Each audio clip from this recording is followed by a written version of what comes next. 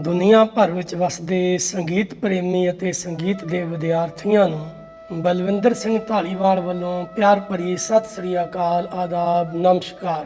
ਲੜੀਵਾਰ ਸ੍ਰੀ ਬੋਧਰਾਜ Arora music college Ludhiana ਵੱਲੋਂ ਹਕੀਮ ਮਿਰਜ਼ਾ ਅੱਲਾ ਯਾਰ ਖਾਂ ਜੋਗੀ ਜੀ ਦੀ ਰਚੀ ਹੋਈ ਮਹਾਨ ਰਚਨਾ ਸ਼ਹੀਦਾਨੇ ਵਫਾ, ਉਹਦੇ ਤੇ ਆਪਾਂ ਵਿਚਾਰ ਕਰ ਰਹੇ ਹਾਂ ਤਾਂ ਕਿ ਸਾਡਾ ਜਿਹੜਾ ਗੀਤ ਸੰਗੀਤ ਹੈ ਇਹ ਉੱਚ ਪਾਏ ਦਾ ਹੋਵੇ, ਸ਼ਬਦ ਕਦਰਾਂ ਕੀਮਤਾਂ ਵਾਲੇ ਹੋਵਣ।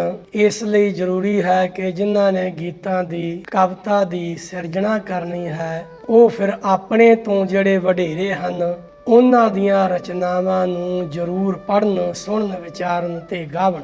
ਇਸ ਤਰ੍ਹਾਂ ਕਰਨ ਨਾਲ ਫਿਰ ਜਿਹੜਾ ਸੰਗੀਤ ਹੈ ਉਹ ਸਾਡਾ ਉੱਚ ਪਾਏ ਦਾ ਹੋ ਜਾਵੇਗਾ। 71ਵੇਂ ਬੰਦ ਅੰਦਰ ਹਕੀਮ ਜੀ ਉਚਾਰਨ ਕਰਦੇ ਹਨ ਕਿ ਸਾਹਿਬਜ਼ਾਦਿਆਂ ਨੂੰ ਲੈਣ ਵਾਸਤੇ ਠੰਡੇ ਬੁਰਜ ਵਿਖੇ ਕੁਝ ਬੰਦੇ ਆ ਗਏ ਤੇ ਕਹਿੰਦੇ ਨੇ ਕਿ ਵੀ ਇਹਨਾਂ ਦਾ ਜਿਹੜਾ ਮੁਖੀ ਸੀ, ਸਰਦਾਰ ਸੀ, ਉਹ ਸੁੱਚਾਨੰਦ ਸੀ। ਤੇ ਜਦੋਂ ਮਾਤਾ ਨੇ ਦੇਖਣਾ ਕੀਤਾ ਤੇ ਮਾਤਾ ਜੀ ਆਖਦੇ ਨੇ ਕਿ ਹਾਏ ਹਾਏ ਇਹ ਕੀ ਕਹਿਰ ਹੋ ਗਿਆ, ਗਜ਼ਬ ਹੋ ਗਿਆ। ਹੁਣ ਜਿਹੜਾ ਜੁਦਾਈ ਦਾ ਸਮਾਂ ਹੈ, ਜੁਦਾਈ ਦਾ ਸਮਾਂ ਨੇੜੇ ਆਣ ਪੁੱਜਾ ਹੈ ਤੇ ਇਹ ਜਿਹੜੀਆਂ ਪਿਆਰੀਆਂ ਪਿਆਰੀਆਂ ਸੂਰਤਾਂ ਨੇ, ਪਿਆਰੀਆਂ ਪਿਆਰੀਆਂ ਮੂਰਤਾਂ ਨੇ ਮੇਰੇ ਛੋਟੇ ਸਾਹਿਬਜ਼ਾਦੇ, ਇਹਨਾਂ ਨੂੰ ਮੈਂ ਹੁਣ ਉਮਰ ਭਰ ਕਦੇ ਵੀ ਨਹੀਂ ਦੇਖਾਂਗੀ। ਮੈਂ ਇਹਨਾਂ ਪਿਆਰੀਆਂ ਸੂਰਤਾਂ ਤੋਂ, ਮੈਂ ਇਹਨਾਂ ਪਿਆਰੀਆਂ ਮੂਰਤਾਂ ਤੋਂ ਕੁਰਬਾਨ ਜਾਂਦੀ ਹਾਂ, ਬਲਿਹਾਰੀ ਜਾਂਦੀ ਹਾਂ, ਸਦਕੇ ਜਾਂਦੀ ਹਾਂ, ਵਾਰੀ ਜਾਂਦੀ ਹਾਂ, ਕਿਉਂਕਿ ਇਹ ਹੁਣ ਮੇਰੀਆਂ ਪਿਆਰੀਆਂ ਪਿਆਰੀਆਂ ਰੱਬੀ ਮੂਰਤਾਂ, ਰੱਬੀ ਸੂਰਤਾਂ ਮਿੱਟੀ ਵਿੱਚ ਮਿਲਣ ਵਾਲੀਆਂ ਹਨ। 71ਵੇਂ ਬੰਦ ਅੰਦਰ ਕਵੀ ਜੀ ਇਸ ਤਰ੍ਹਾਂ ਦੇ ਨਾਲ ਸ਼ਬਦਾਂ ਨੂੰ जोड़ते हन। बच्चों को लेने आए गर्ज चंद बेहया, बच्चों को लेने आए गर्ज चंद बेहया, सरदार इनका कहते हैं कि सुच्चानंद था, सरदार इनका कहते हैं कि सुच्चानंद था। माता ने देख कर कहा है गजब हुआ, माता ने देख कर कहा है गजब हुआ, बस आन पहुंचा सिर पे है मौका जुदाई का, बस आन पहुंचा सिर पे है मौका जुदाई का। देखूंगी उम्र भर को ना प्यारी सूरतें, देखूंगी उम्र भर को ना प्यारी सूरतें, मिट्टी में मिलने वाली हैं मैं वारी सूरतें, मिट्टी में मिलने वाली हैं मैं वारी सूरतें। बंद 72वां।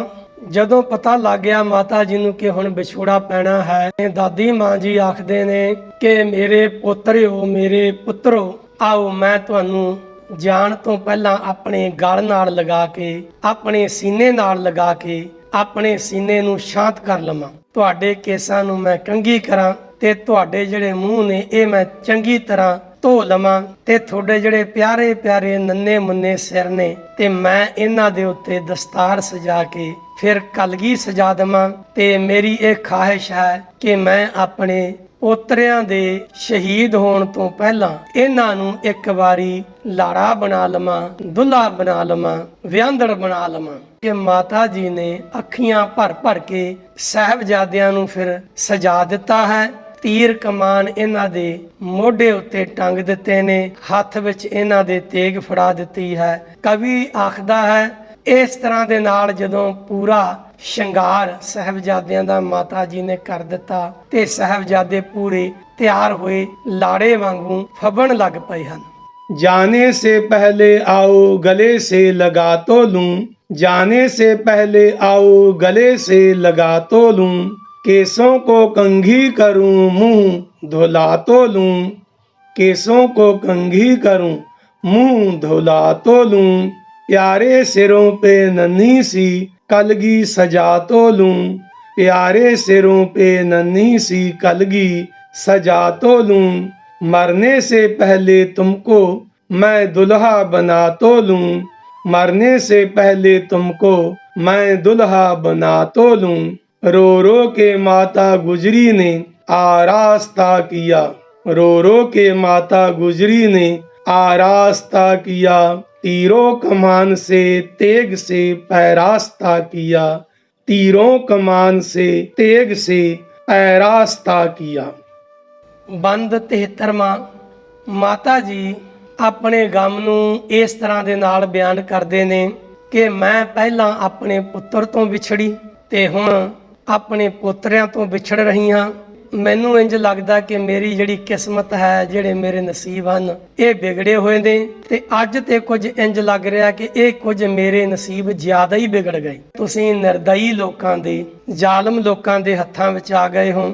ਫਿਕਰਾਂ ਦੀਆਂ ਜੰਜੀਰਾਂ ਦੇ ਵਿੱਚ ਤੁਸੀਂ ਮੈਨੂੰ ਜਕੜ ਕੇ ਫਿਰ ਹੁਣ ਇੱਥੋਂ ਟੁਰ ਰਹੇ ਹੋ। ਚੰਗਾ ਹੁੰਦਾ, ਬਿਹਤਰ ਹੁੰਦਾ ਕਿ ਮੈਂ ਆਪਣੇ ਪੋਤਰਿਆਂ ਤੋਂ ਪਹਿਲਾਂ ਆਪਣੇ ਪ੍ਰਾਣ ਤਿਆਗ ਦਿੰਦੀ, ਕਿਉਂਕਿ ਹੁਣ ਮੈਂ ਆਪਣੇ ਪੋਤਰਿਆਂ ਦੇ ਦੁੱਖ ਨੂੰ ਦੇਖ ਕਰਕੇ ਮੈਂ ਹੋਰ ਦੁਖੀ ਹੋ ਰਹੀ ਹਾਂ, ਮੇਰੀ ਜਾਨ ਹੋਰ ਦੁਖੀ ਹੋ ਰਹੀ ਹੈ। ਬੰਦ 73ਵੇਂ ਅੰਦਰ ਕਵੀ ਹਕੀਮ ਜੀ ਇਸ ਤਰ੍ਹਾਂ ਸ਼ਬਦਾਂ ਰਾਹੀਂ ਬਿਆਨ ਕਰਦੇ ਹਨ। बंद 73वां। बेटे से पहले बिछड़ी थी अब तुम भी बिछड़ चले। बेटे से पहले बिछड़ी थी तुम भी बिछड़ चले। बिगड़े हुए नसीब जे, बिगड़े हुए नसीब जे कुछ ज्यादा बिगड़ चले। बेरहम दुश्मनों के तुम हाथों में पड़ चले। बेरहम दुश्मनों के तुम हाथों में पड़ चले। जंजीरे गम में मुझको जहां पर जकड़ चले। जंजीरे गम में मुझको जहां पर जकड़ चले। बेहतर था तुमसे पहले मैं देती परान को। बेहतर था तुमसे पहले मैं देती परान को। दुख से तुम्हारे दुख है सिवा मेरी जान को।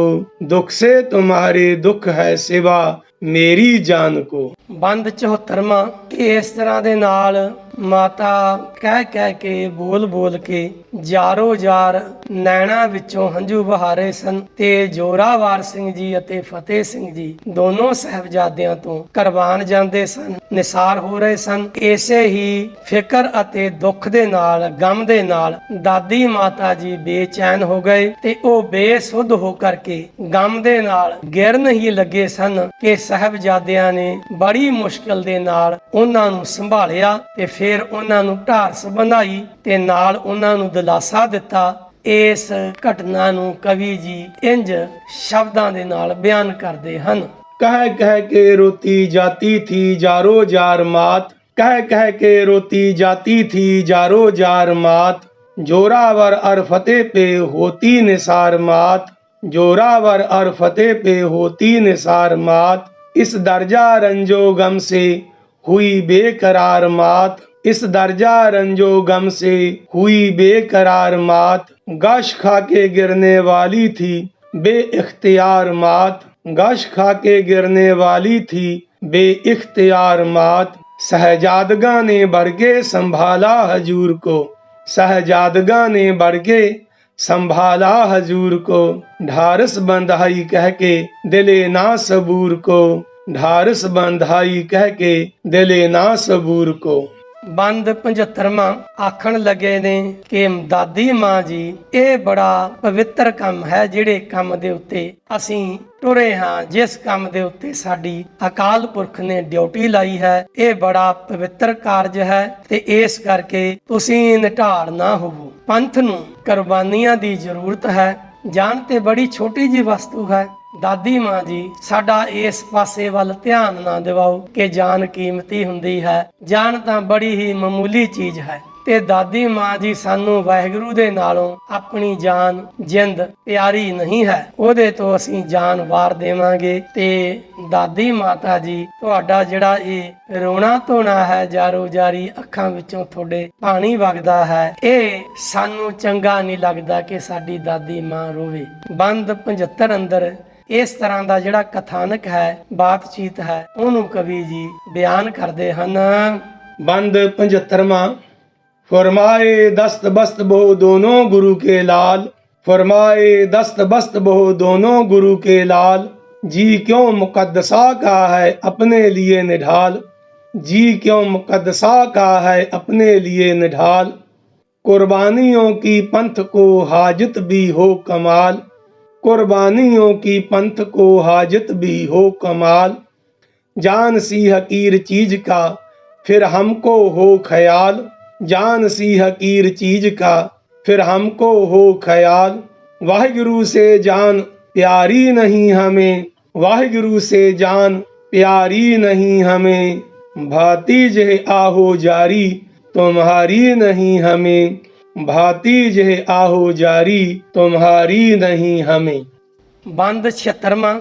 ਦਾਦੀ ਮਾਤਾ, ਹੁਣ ਤੁਸੀਂ ਸਾਨੂੰ ਖੁਸ਼ੀ-ਖੁਸ਼ੀ ਵਿਦਾ ਕਰੋ ਤਾਂ ਕਿ ਅਸੀਂ ਆਪਣੀਆਂ ਜਾਨਾਂ ਨੂੰ ਆਪਣੇ ਪੰਥ ਤੋਂ ਕੁਰਬਾਨ ਕਰ ਸਕੀਏ ਤੇ ਅਸੀਂ ਸਿਰਾਂ ਨੂੰ ਦੇ ਕਰਕੇ ਪਰਮਾਤਮਾ ਨੂੰ, ਵਾਹਿਗੁਰੂ ਨੂੰ ਪ੍ਰਸੰਨ ਕਰੀਏ, ਉਹਨੂੰ ਖੁਸ਼ ਕਰੀਏ, ਉਹਦੀ ਰਜ਼ਾ ਵਿੱਚ ਰਹੀਏ, ਆਪਣੇ ਪਿਤਾ ਦਾ, ਆਪਣੇ ਦਾਦੇ ਦਾ ਜਿਹੜਾ ਨਾਮ ਹੈ ਇਹਨੂੰ ਰੋਸ਼ਨ ਕਰੀਏ, ਇਹਨੂੰ ਵੱਡਾ ਕਰੀਏ। ਇਹ ਸੁਣ ਕਰਕੇ ਦਾਦੀ ਮਾਤਾ ਨੇ ਫਿਰ ਆਪਣਾ ਜਿਹੜਾ ਰੋਣਾ ਸੀ, ਅੱਖਾਂ ਵਿੱਚੋਂ ਹੰਝੂ ਸਨ, ਉਹਨਾਂ ਨੂੰ ਫਿਰ ਸਮੇਟ ਲਿਆ, ਰੋਣਾ ਬੰਦ ਕਰ ਦਿੱਤਾ ਤੇ ਦਾਦੀ ਮਾਤਾ ਜੀ ਫਿਰ ਆਖਦੇ ਨੇ, ਮੈਂ ਤੁਹਾਡੇ ਤੋਂ ਕੁਰਬਾਨ ਜਾਂਦੀ ਹਾਂ, ਸਦਕੇ ਜਾਂਦੀ ਹਾਂ ਤੇ ਹੁਣ ਪੁੱਤਰੋ ਤੁਸੀਂ ਖੁਸ਼ੀ-ਖੁਸ਼ੀ ਧਰਮ ਦੇ ਰਸਤੇ ਤੇ ਕੁਰਬਾਨ ਹੋਣ ਲਈ ਵਿਦਾ ਹੋਵੋ। रुखसत दो अब खुशी से के जाने फिदा करें, रुखसत दो अब खुशी से के जाने फिदा करें, दुनिया से जबरो जोर का हम खात्मा करें, दुनिया से जबरो जोर का हम खात्मा करें,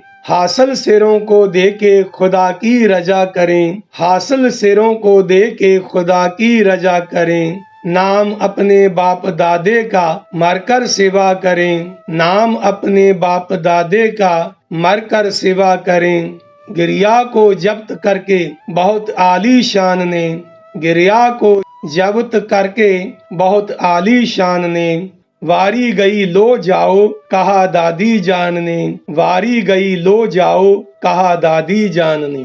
ਬੰਦ 77ਵਾਂ। ਜਿਹੜੇ ਲੋਕ ਬੱਚਿਆਂ ਨੂੰ ਲੈਣ ਵਾਸਤੇ ਆਏ ਸਨ, ਕਵੀ ਜੀ ਆਖਦੇ ਹਨ ਕਿ ਉਹ ਬਹੁਤ ਹੀ ਮੂਰਖ ਸਨ, ਧੱਕੇਬਾਜ਼ ਸਨ, ਧੱਕਾਖੋਰ ਸਨ।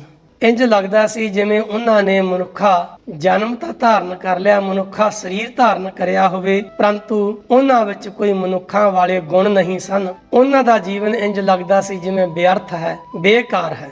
ਸਾਹਿਬਜ਼ਾਦਿਆਂ ਨੂੰ ਚੱਲਣ ਵਿੱਚ ਥੋੜੀ ਦੇਰੀ ਹੋ ਰਹੀ ਸੀ ਤੇ ਇਸ ਕਾਰਨ ਉਹ ਫਿਰ ਅੱਗ ਬਬੂਲਾ ਹੋਈ ਜਾ ਰਹੇ ਸਨ, ਬੋਲ ਕਬੋਲ ਬੋਲ ਰਹੇ ਸਨ। ਕਵੀ ਜੀ ਆਖਦੇ ਨੇ ਇੰਜ ਲੱਗ ਰਿਹਾ ਸੀ ਜਿਵੇਂ ਕੰਡਿਆਂ ਨੇ ਫੁੱਲਾਂ ਨੂੰ ਘੇਰਾ ਘੱਤ ਲਿਆ ਹੋਵੇ। ਸਾਹਿਬਜ਼ਾਦੇ ਦਾਦੀ ਮਾਤਾ ਨੂੰ ਫਤਿਹ ਬੁਲਾ ਕਰਕੇ, ਨਮਸਕਾਰ ਕਰਕੇ ਦਾਦੀ ਮਾਤਾ ਤੋਂ ਫਿਰ ਉਹ ਜੁਦਾ ਹੋ ਗਏ ਨੇ। ਉਹ ਜ਼ਾਲਮ ਜਿਹੜੇ ਲੈਣ ਆਏ ਸਨ ਲੋਕ, ਜਿਨ੍ਹਾਂ ਦਾ ਮੁਖੀ ਸੁੱਚਾ ਨੰਦ ਹੈ, ਤੇ ਉਹਨਾਂ ਦੇ ਨਾਲ ਫਿਰ ਟੁਰ ਕਰਕੇ ਉਹ ਦਰਬਾਰ ਵਿੱਚ ਦਾਖਲ ਹੋ ਗਏ, ਹਾਜ਼ਰ ਹੋ ਗਏ ਨੇ। लेने जो लोग आए जालूमो जहूल थे, लेने जो लोग आए जालूमो जहूल थे, इंसान का जामा पहने हुए वो फजूल थे, इंसान का जामा पहने हुए वो फजूल थे, चलने में देर करने से होते मालूल थे, चलने में देर करने से होते मालूल थे, एकदम घिरे हुए गोया कांटों में फूल थे, एकदम घिरे हुए गोया कांटों में फूल थे, तस्लीम करके दादी से बच्चे जुदा हुए, तस्लीम करके दादी से बच्चे जुदा हुए, दरबार में नवाब के दाखिल वो आ हुए, दरबार में नवाब के दाखिल वो आ हुए।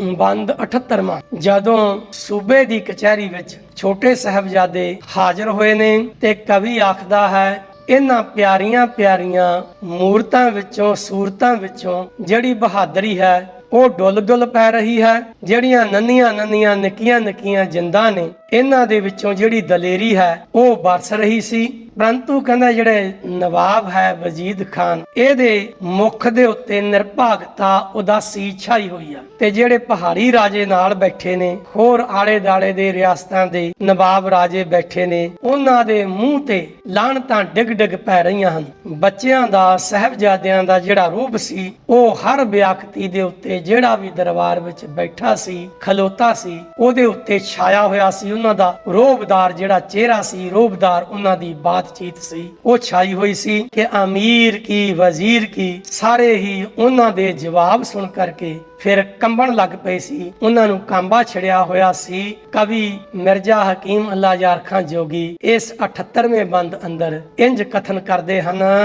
बंद 78वां।